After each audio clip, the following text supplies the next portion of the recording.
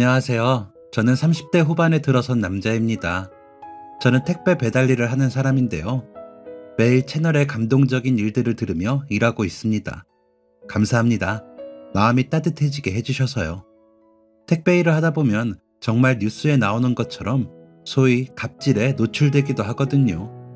그럴 땐 사람에 대한 미운 마음도 생기기 마련인데, 이 채널의 이야기들은 사람에 대한 희망이 아닌 남은 것을 알려주는 것 같아 좋더라고요. 집에 들어가 저녁 먹으며 아내와 채널에서 들은 이야기를 나눌 때도 있는데, 아내가 당신도 그 얘기 한번 보내봐 하더라고요. 별거 아닌 것 같아 그냥 넘어갈까 하다가 명절을 보내며 이렇게 글을 써봅니다. 글 쓰는 것과는 거리가 있는 사람인지라 긴장도 되고 떨리는데요. 천천히 말하듯이 써보겠습니다. 말씀드렸다시피 저는 택배 기사입니다. 이 일을 시작한 지는 이제 10년 좀 넘은 것 같네요. 이 일을 시작하기 전까지 저는 각종 배달 일을 다 했습니다.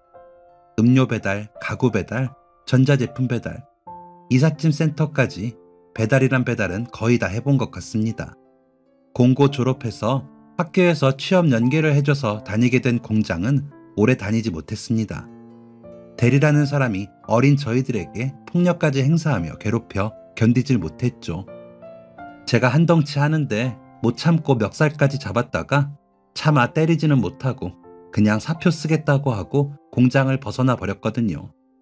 제가 그러고 나오니 제 뒤로도 줄줄이 사표 쓰고 나온 친구들이 생겼고, 그 중에 한 친구가 명구가 너 할 일 없으면 나랑 음료회사 안 다닐래?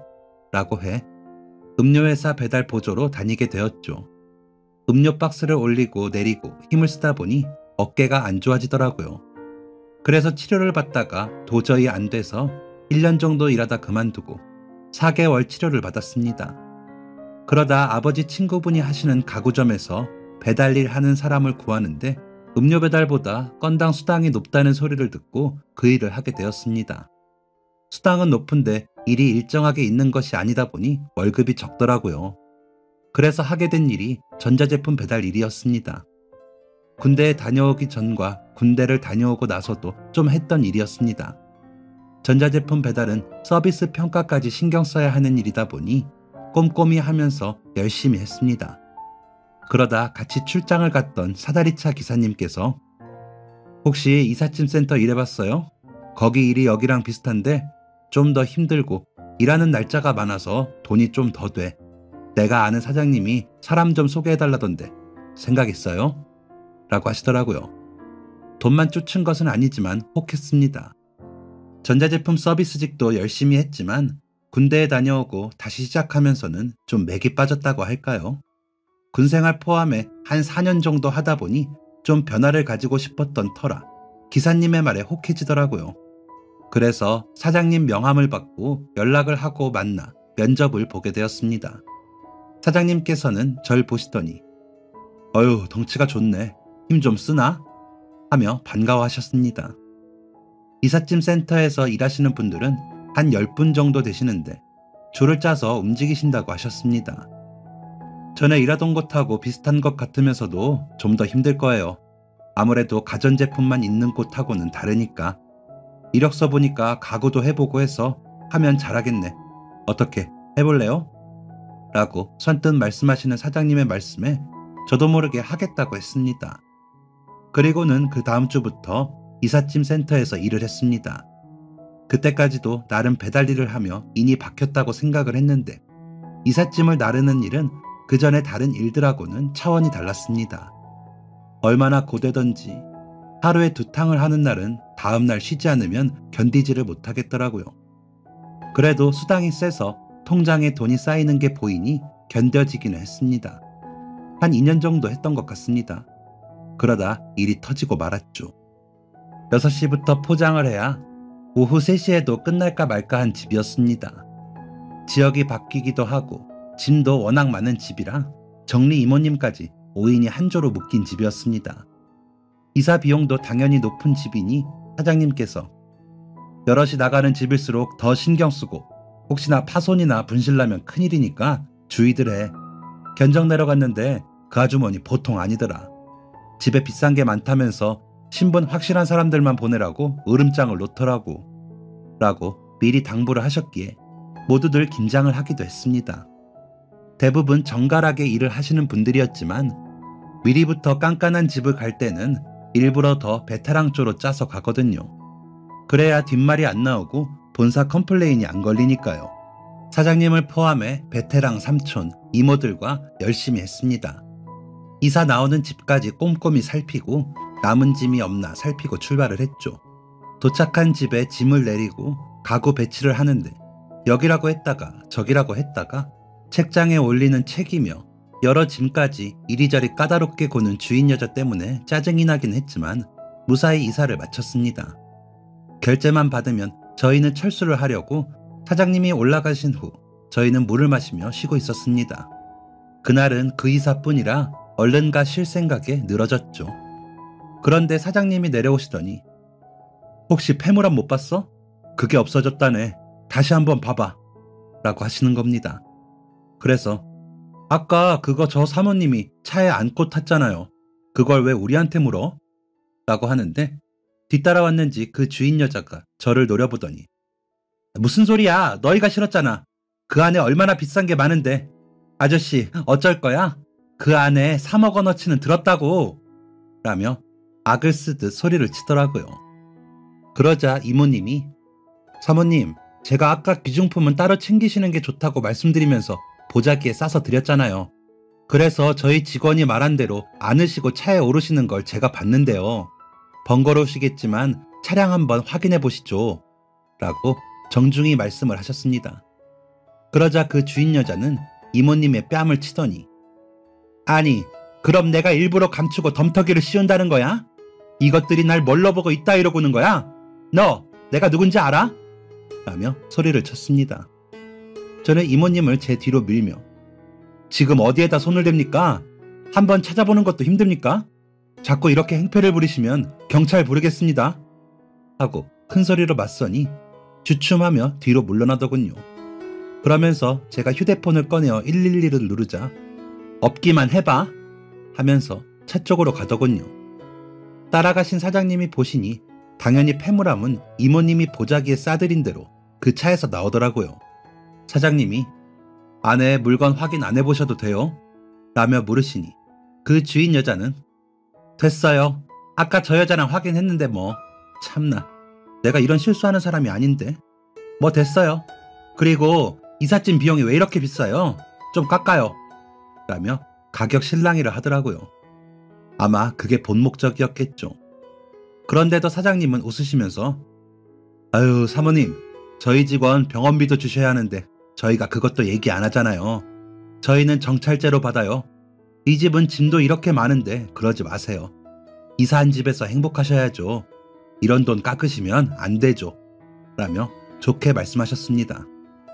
그러자 그 여자는 인상을 쓰며 가구가 찍혔던데 바닥이 긁혔던데 물건 위치들도 마음에 안 들고 청소도 마음에 안 들던데 등등 온갖 꼬투리는 다 잡더니 결국 이사 비용을 내놓았습니다. 그 정도 집이면 그 정도 돈은 있겠던데 있는 집이 더하다고 그러더라고요.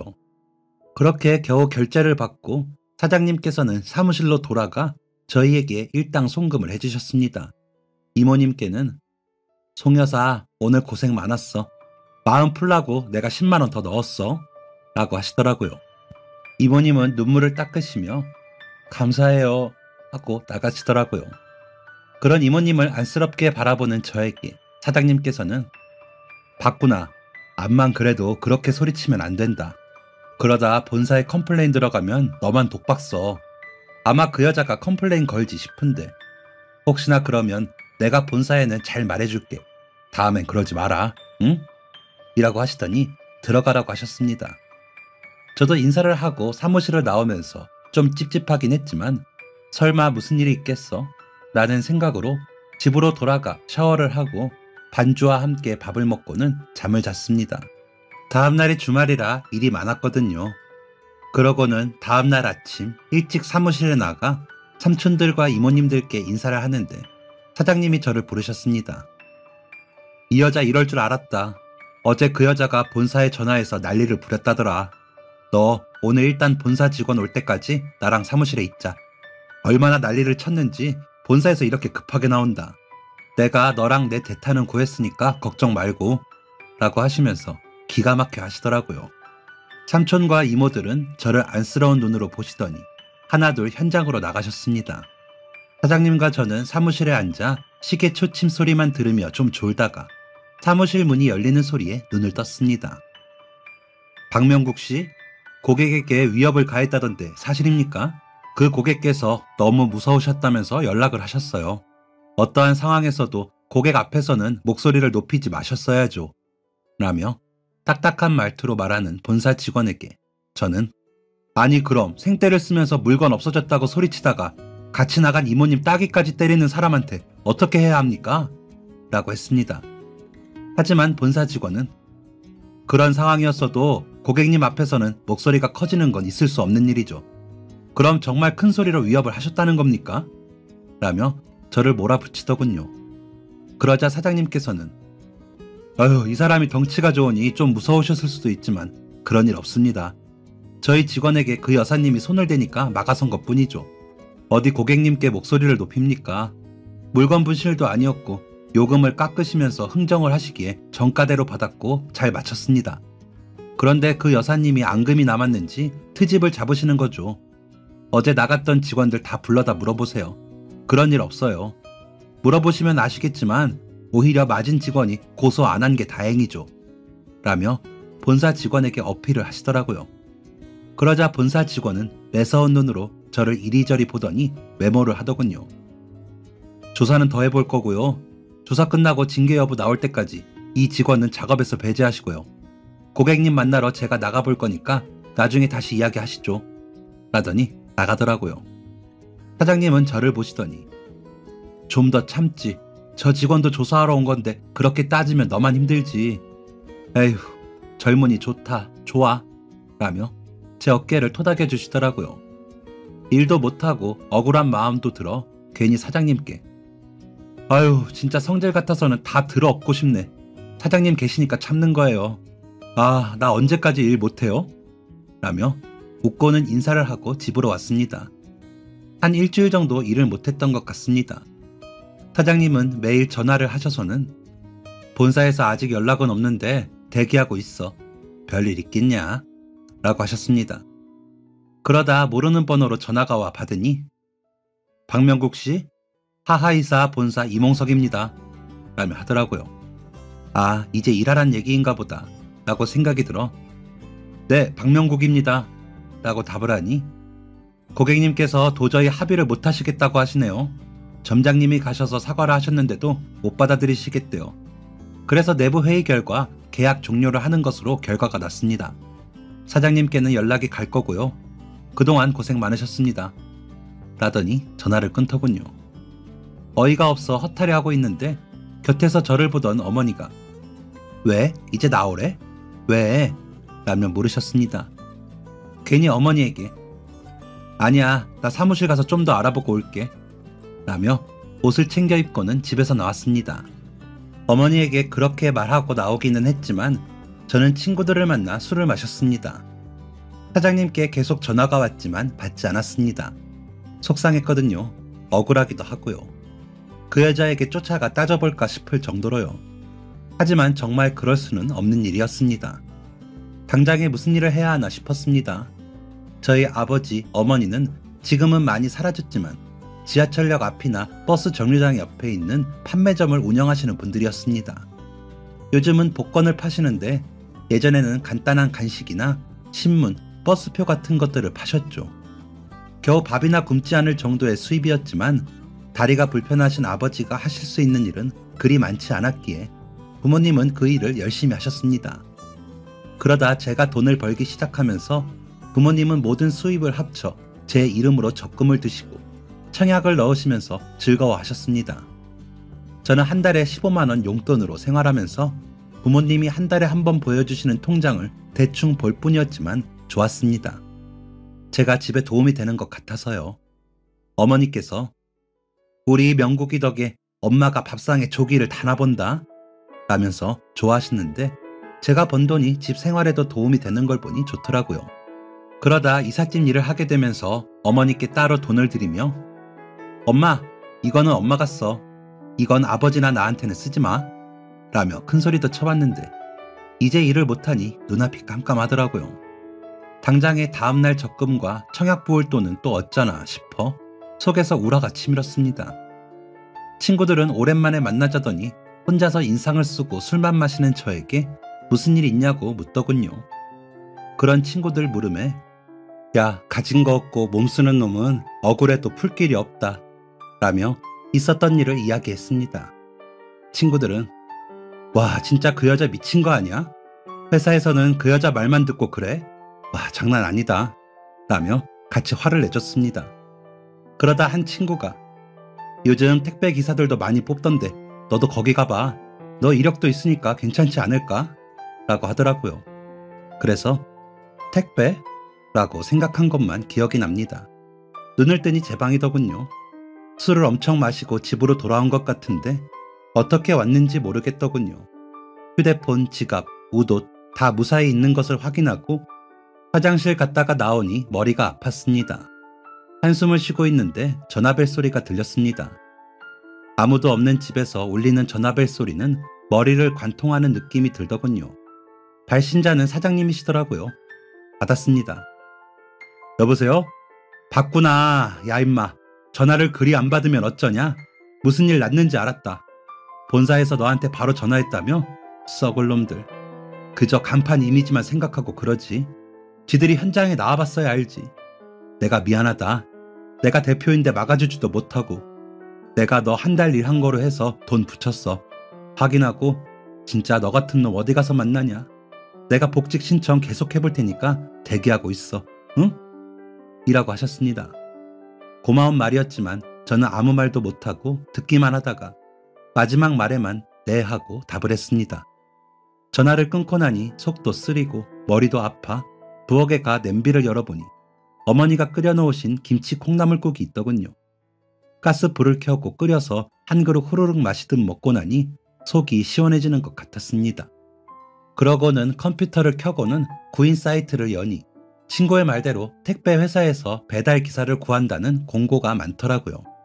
영업점에 따라 조건이 약간은 달랐지만 보장되는 한 달 수익은 비슷했습니다. 이삿짐 센터 일보다는 약간 적었지만 그래도 제 상황에서 나쁘지 않은 입사 조건이기도 했습니다. 구인 사이트를 보다 보니 저희 집에서 가장 가까운 대리점에 연락을 해 이력서를 가지고 다음날 면접을 보기로 약속을 했습니다. 거울을 보니 머리가 엉망이라 미용실에 가 이발을 하고 집으로 와 면도를 하자 싶어 동네 미용실에 갔습니다. 전에도 가던 미용실이었는데 문을 여니 전에 계시던 원장님이 안 계시더라고요. 제가 원장님 안 계신가요? 하고 물으니 아, 원장님 잠깐 외출하셨어요. 저도 머리 잘해요. 들어오세요. 라고 하셔서 머뭇대며 들어갔습니다. 멈칫대며 들어가 앉아 머리를 자르러 왔다고 하고는 앉아서 머리 손질을 봤는데 심장이 터질 것 같았습니다. 첫눈에 반했거든요. 거울 속 얼굴이 점점 빨개지는 게 제 눈에도 보이더라고요. 그런 제가 이상해 보였는지 괜찮으세요? 어디 불편하세요? 하고 물으시는 미용사분께 저도 모르게 미인이세요? 라고 말해버렸습니다. 그러자 미용사분은 놀라셨다가 머리도 못 자르시고 막 웃으시더라고요. 저는 어디서 그런 용기가 났는지 제가 내일 면접을 가는데 붙으면 저랑 밥 드실래요? 하고 물었습니다. 그러자 그 미용사분은 네 그래요 라더니 웃음을 멈추시고 나머지 머리 손질을 해주셨습니다. 계산을 하고 나오면서 내일 다시 들르겠습니다 하고는 나와 집으로 향했습니다. 걸으면서도 어찌나 가슴이 뛰었는지 모릅니다. 설레고 떨리는 그런 마음은 처음이라 어떻게 해야 할지 모르겠더라고요. 저녁을 준비하시기 위해 돌아오신 어머니는 안절부절 못하는 저를 보시더니 왜 그래? 무슨 일 있어? 술도 그렇게 마시고 들어오더니 정말 무슨 일 있는 거야? 라며 놀라 물으시더라고요. 그래서 엄마, 나 면접 보기로 했어. 걱정 마. 내가 우리 엄마 고생 안 시킬 테니까 라며 웃어 보이고는 욕실로 가 면도를 했습니다. 콧노래를 부르며 면도를 하는 저를 보신 어머니는 안심하시는 것 같았습니다. 저녁을 먹고 잠을 자러 들어가서도 그 여자분의 얼굴이 떠올랐습니다. 그분과 저녁을 먹기 위해서라도 저는 면접을 잘 보기로 마음먹었습니다. 다음 날 약속 시간에 맞춰 찾아간 영업점은 정신없이 바쁜 곳이더군요. 저에게 일하게 되면 어떤 조건으로 일을 하는지 설명하시는 점장님이란 분도 젊어 보이셨습니다. 아마 배달 일을 해보셨어도 힘드실 거예요. 업무량도 많으실 거고요. 그래도 열심히 하신 만큼 수입이 보장되니 그런 점은 걱정 마시고요. 고객 응대는 제가 말씀드리지 않아도 잘하시겠네요. 이력 보니. 언제부터 근무 가능하세요? 라고 하시기에 저는 빠를수록 좋습니다. 라고 답을 했습니다. 그러자 점장님은 웃으시더니 그럼 교육기간 동안 같이 다니실 기사님 섭외해서 제가 전화드릴게요. 아마 다음 주 월요일에는 일하실 수 있을 거예요. 앞으로 잘 부탁드립니다. 라며 악수를 청하시더군요. 그래서 악수를 하고 나오면서 저는 발걸음을 재촉했습니다. 그 미용사분과 저녁 먹으러 얼른 가야 했으니까요. 미용실 앞에 가서 숨을 고르고 문을 열자 원장님과 미용사분이 같이 계시더군요. 제가 쭈뼛대자 원장님이 누군가 했더니 명국이야? 세상에 저기 버스 정류장 판매점 순자 언니 아들 순자 언니 봤지? 이상한 놈이면 내가 혼내서 쫓아내려고 했는데 명국이면 내가 안심이지. 얘 내 조카야. 예쁘지? 만나봐. 오늘 보고 아니면 빨리 접고 기다 싶으면 얼른 날 잡아. 라며 웃으셨습니다. 미용사분도 웃으시고요. 저는 원장님께 인사를 하고는 미용실 밖에서 기다렸습니다. 잠시 뒤 여자분이 나오시더군요. 제가 앞서 가다가 휙 뒤돌아 드시고 싶으신 거 있으세요? 라고 물으니 저는 아무거나 다 잘 먹어요. 라며 웃으시더라고요. 그래서 스파게티 좋아하세요? 라고 물으니 네 라고 하기에 저희 동네에서 제일 분위기 있는 스파게티 전문점으로 갔습니다. 그나마 나은 거지 좋은 식당은 아니었지만 저희는 맛있게 식사를 했습니다. 식사를 마치고 전화번호를 알려주실 수 있을까요? 라고 제가 묻자 여자분은 번호를 제 휴대폰에 누르더니 제 이름은 신미영이에요. 이름도 안 물어보시네요. 라고 하시더라고요. 그 순간 아차 싶어 놀랐더니 그 모습을 보고 또 웃으면서 진짜 순진하신 것 같아요. 어머님이 얼마 전에 머리 하시면서 아들 자랑 많이 하셨거든요. 그 아드님인지 몰랐다가 오늘 알고 나니까 어머니가 무슨 자랑 하신지 알겠어요. 라며 웃더군요. 웃는 그 여자분의 모습이 너무 예쁘고 보기 좋았습니다. 이런저런 이야기를 나누어 보니 여자분은 저보다 3살이 많았고 지방에서 미용학원에서 공부를 하고 고모가 계시는 저희 동네로 왔다고 했습니다. 미용일 하기 전에는 공장에 다니다가 너무 힘들어서 그만두었고 부모님이 모두 시장 근처에서 장사를 하신다고 하더라고요.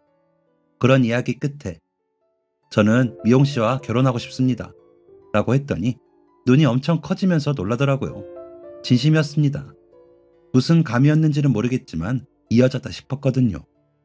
그러니까 저 앞으로 만나실 거면 결혼을 염두하고 만나주세요. 아니면 거절해 주시고요. 라고 하고는 미용실로 다시 데려다 드렸습니다. 들어가시면서 연락 주세요. 라고 하시는데 집으로 돌아가는 제 발걸음은 날개를 단 듯 가벼웠습니다. 저와 결혼을 전제로 만나겠다는 뜻으로 들렸거든요. 그렇게 그 여자분과 저는 교제를 하게 되었고 저는 택배 일을 시작하게 되었습니다. 일을 마치는 시간이 비슷하다 보니 만나서 데이트하기도 좋더라고요. 피곤해도 만나서 심야 영화를 보기도 하고 24시간 국밥집에 가서 밥도 먹으며 알콩달콩 만났습니다.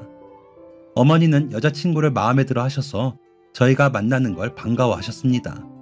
그러시더니 그동안 부은 적금과 예금 통장, 청약 통장을 내미시며 이 정도면 이 동네 전세는 얻어. 이걸로 결혼해. 라고 하시더라고요. 어머니가 그러시니 저도 더 미룰 이유도 없어 결혼을 하자며 여자친구에게 말을 했습니다. 그러자 여자친구는 우리 그러지 말고 명국씨 부모님 집에 2층으로 들어가 사는 건 어때? 나는 할머니 할아버지가 키워주셔서 그런지 멀리 안 가고 그렇게 사는 거 나쁘지 않은 것 같아. 나도 그동안 번 돈 합칠 테니까 그렇게 하자. 어머님이랑 나 사이 좋아. 라고 하더군요. 너무 고맙더군요. 아버지 다리가 불편하시다 보니 어머니 혼자 집에 힘써야 하는 일을 하실 때면 힘들기도 했기에 분가를 하더라도 제가 수시로 들여다봐야겠다고 생각하고 있었기 때문에 너무 반가운 제안이었습니다. 장인 장모님께 가서 결혼 승낙을 받고 저희는 식을 올리고 부부가 되었습니다. 둘 다 서비스직이다 보니 진상 손님을 만나는 날이면 밤에 잠자리에 들어서 힘들었던 이야기를 하며 잠들고는 했습니다. 이건 지금도 계속되고 있는데 얼마나 쿵짝이 잘 맞는지 수다를 떨다가 언제 잠들었는지도 모르게 잠이 드는 날이 많습니다. 아내는 머리가 마음에 안 드는 고객들이 소리를 치거나 돈을 내지 못하겠다고 할 때 제일 힘들어하고 저는 말도 안 되는 요구들을 다 들어줘야 할 때 힘들어하는데 그 일들을 이야기하다 보면 정말 밤이 짧을 정도입니다. 오죽하면 저희 아들 태명이 진상금지라고 진금이었습니다. 하루라도 진상을 안 만나면 좋겠다고 할 때도 있었습니다. 쓰레기 버려달라는 집도 있고 뭘 더 사다 달라는 집도 있고요. 엘리베이터가 고장이라 겨우 물건을 올려다 주었더니 물건이 오지 않았다고 난리가 나서 쓰레기통을 뒤지고 관리사무소에 CCTV 보여달라기도 하고요. 결국 받았으면서 못 받았다고 거짓말하는 블랙 컨슈머를 잡았던 적도 있습니다. 모두 뉴스에서나 보셨던 일이라 정말 저런 사람들이 있나 싶으시겠지만 굉장히 많답니다. 그래도 아내와 그렇게 말로 풀고 아들이 태어나며 책임이 있었기에 6년 정도 열심히 일했습니다. 지치고 힘들었지만 부모님을 비롯해 저를 바라보는 아내와 아이를 책임져야 하니까요. 몸도 마음도 지칠 때도 많았지만 아내도 노력해주고 있었기에 이겨내려고 애를 썼습니다. 하지만 그날은 감정이 격해지더라고요. 배를 눌러도 나오지 않고 전화를 해도 받지 않더군요.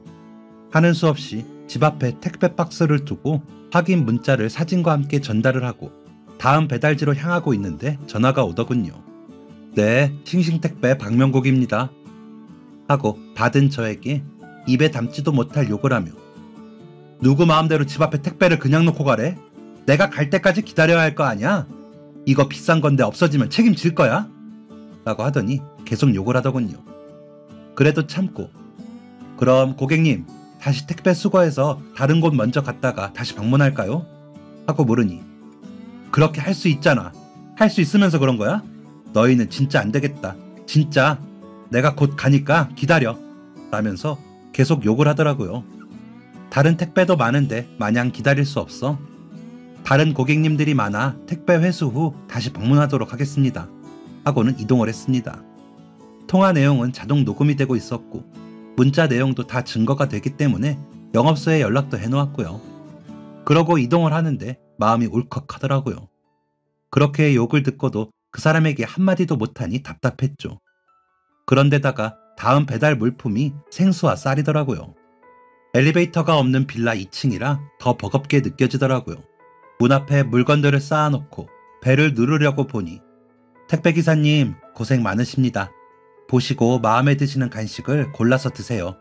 무거운 짐을 배달시켜 고생하게 해드려 죄송합니다. 사정이 있어서요. 정말 감사합니다. 라고 붙은 쇼핑백이 문 앞에 걸려있더라고요. 쇼핑백 안을 보니 에너지 드링크도 종류별로 있고 초코 간식, 에너지 바들이 들어있더라고요. 뭘 고르지 하다가 초코 간식 하나를 집어들고는 사진과 함께 배송 완료되었다는 문자를 보내드렸습니다.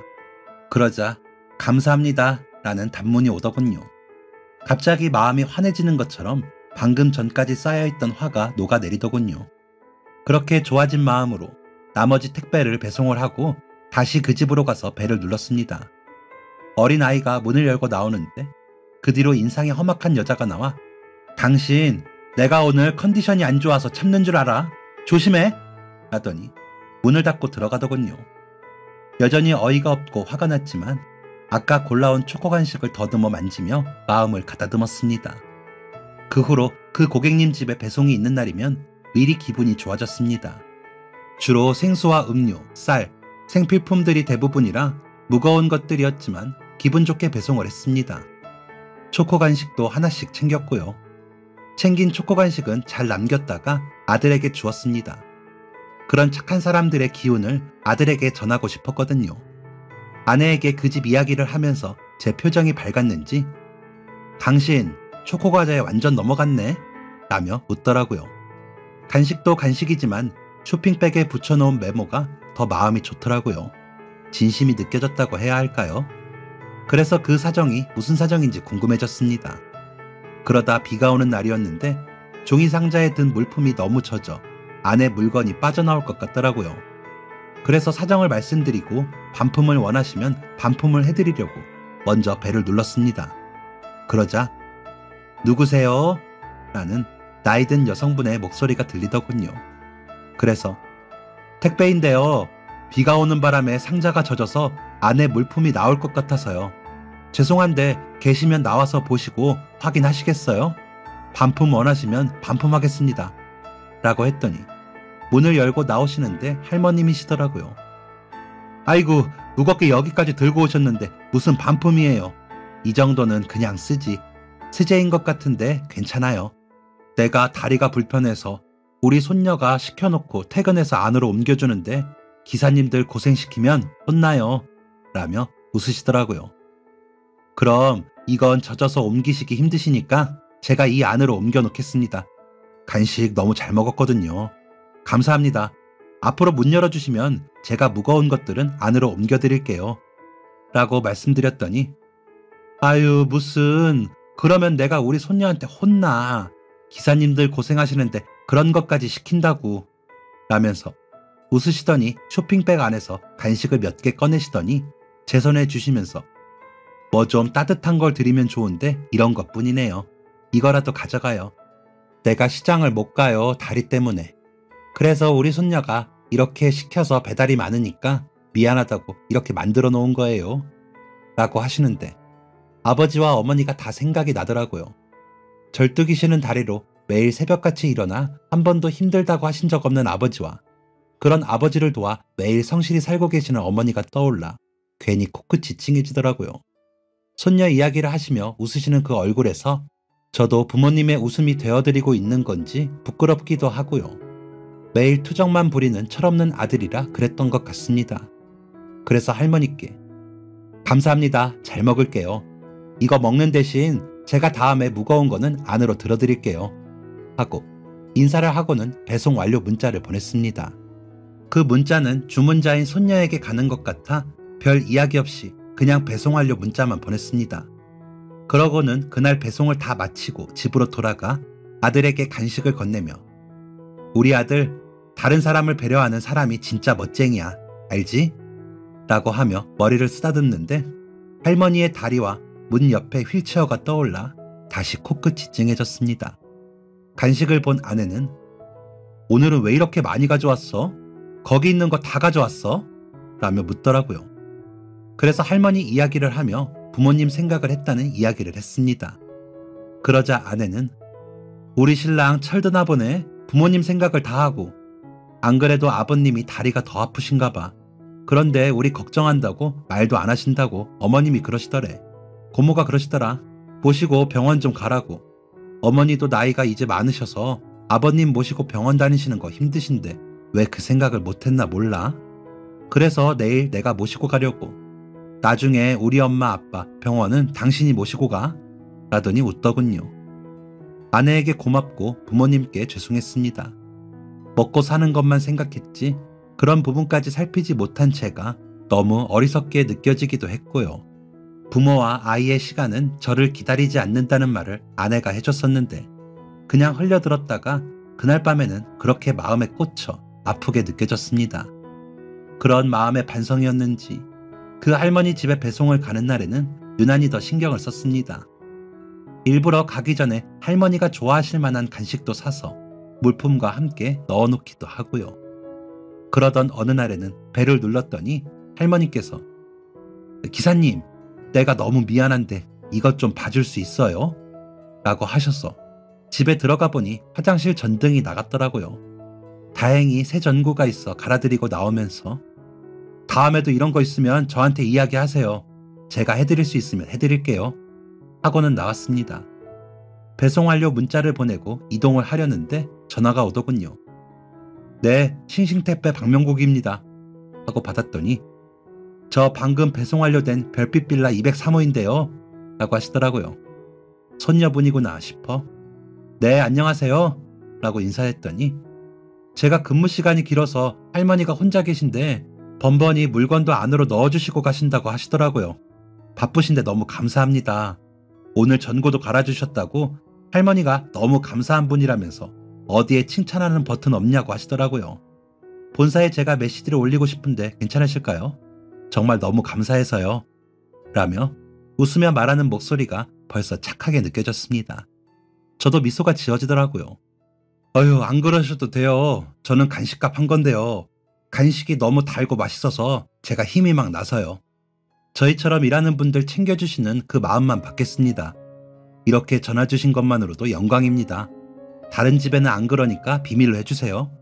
하고는 저도 웃었습니다. 그러자 손녀분은 웃으시더니 덕분에 할머니가 좋아하세요. 몸이 불편하시니 저 말고 만나는 사람도 없으신데 오시면서 간식도 챙겨주시고 잠시지만 말동무도 해주신다면서요. 시킬 거 없냐고 묻기도 하시는걸요.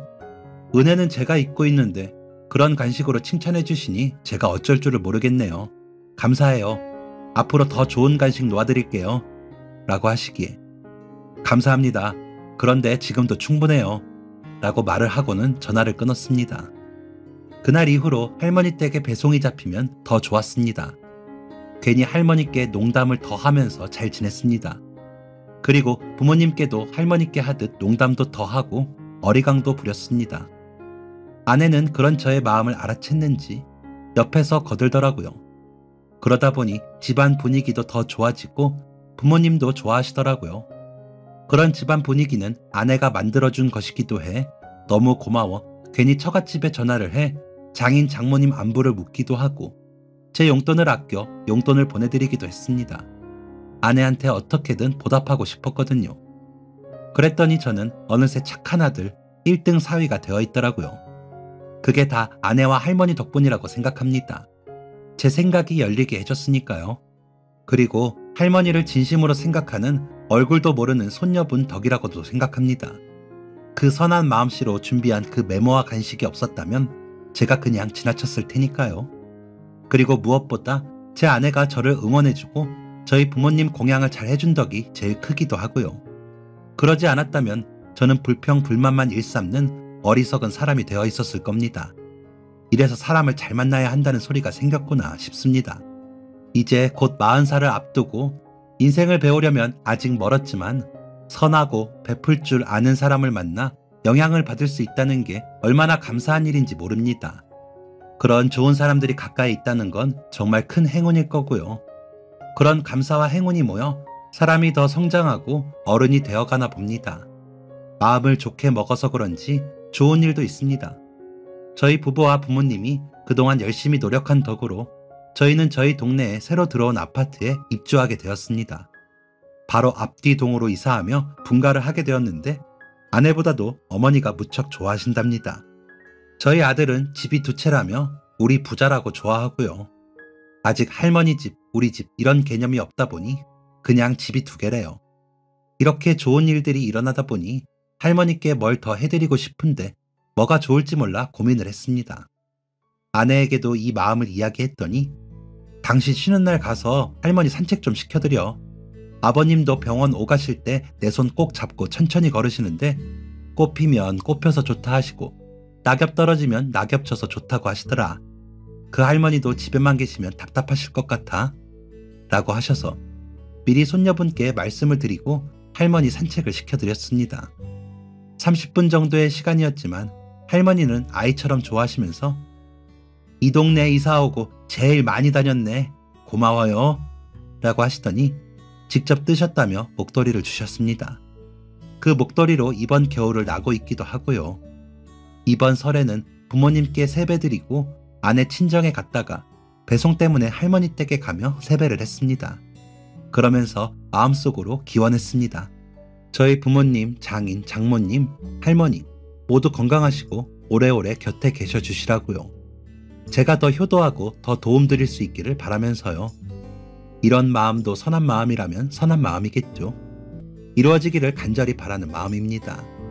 스쳐 지날 수 있는 인연이었지만 그 속에서도 선한 마음이 옮겨져 제 마음과 가정이 편해진 이야기를 이렇게 하고 나니 더 책임감이 느껴져 더 잘하고 싶어지네요. 저의 이런 이야기가 여러분 마음속에 선함에도 옮겨져 실천할 수 있기를 바라는 마음입니다. 그럼 행복이 더 불어날 테니까요. 모두가 행복하고 선량해졌으면 좋겠습니다. 이야기 들어주셔서 감사합니다. 지금까지 사연 들어주셔서 감사합니다. 사연이 재밌으셨다면 구독과 좋아요를 눌러주세요. 감사합니다. 안녕히 계세요.